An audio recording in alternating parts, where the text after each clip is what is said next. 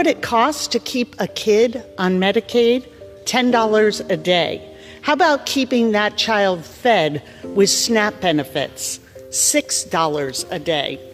What do Republicans want to give away to the already rich? $6 million per billionaire. Think about that. For a billionaire, $6 million is not even a rounding error. For a hungry child, it's enough to eat every single day for 34 lifetimes. Inflicting hunger on children to give billionaires money they don't need and won't even notice? There is no moral code under which that is acceptable. They'll do, it kicks 16 million people off their health care. 16 million people off their health care.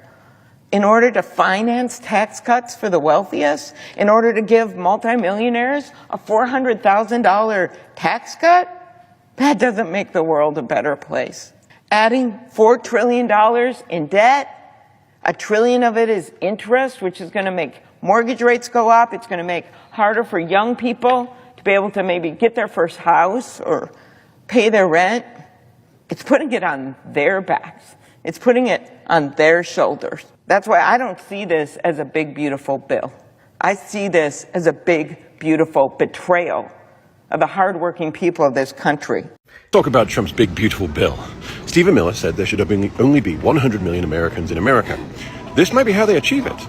The Senate just agreed to move forward with debate on Trump's big, beautiful bill, soon to be renamed the If It Doesn't Kill You, It Makes You Stronger Healthcare Act. Because buried inside it is a $1.1 trillion plan to hollow out Medicaid, Medicare, and Obamacare, like a pumpkin left out too long on a porch. Medicaid alone, over $1 trillion in cuts. The results? 11.8 million Americans projected to lose coverage by 2034. And what's the innovation to achieve this? An 80-hour-a-month work requirement for poor people who get sick, because nothing says get well soon like a time card. States would be forced to cut taxes on medical providers, which means they lose federal matching funds, and magically, you lose a doctor. That trick alone saves $375 billion. So that's waste or fraud, is it? Not sure. Even Senator Tom Tillis called the Medicaid impact too extreme. And he's from North Carolina, where extreme usually means salsa. Josh Hawley said the cuts were bad, then voted to advance the bill anyway, because courage is hard, but hypocrisy is a muscle memory. And in the ultimate midnight plot twist, Senator Ron Johnson flipped his vote and now wants to cut Medicaid even further, especially for people covered under the ACA.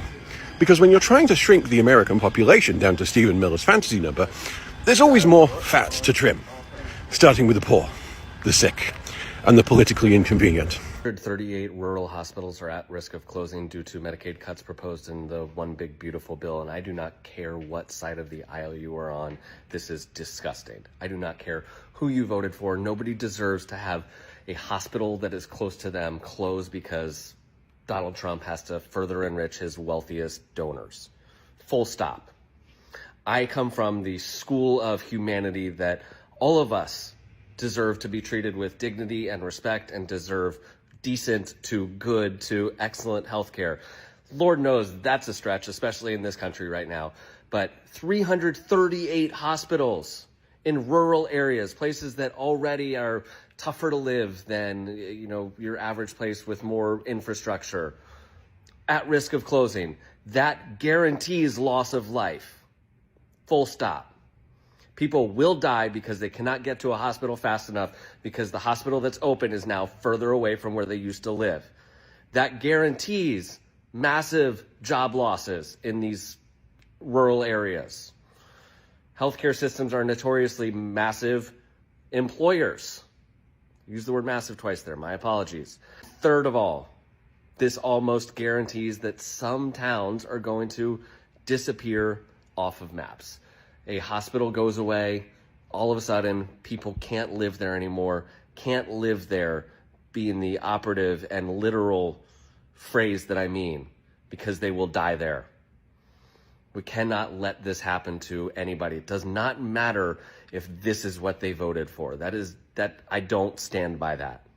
So while we've all been distracted by the threat of looming war in the Middle East, the nonpartisan Congressional Budget Office just announced that the Republicans' proposed cuts to healthcare could increase individual families' medical debt by up to $22,800. Overall, these cuts would increase Americans' medical debt by over $50 billion.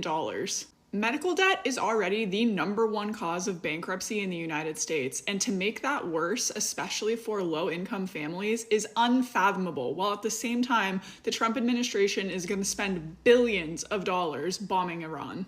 They're also proposing billions of dollars in tax cuts for the wealthiest Americans. So really what we're looking at is a form of socialism. It's a redistribution of wealth away from those of us that are already struggling toward the 1%. Not to be a grand conspiracy theorist or anything, but people who are going bankrupt, going hungry, and getting sick are a lot easier to control and oppress, so I sense that that has something to do with this.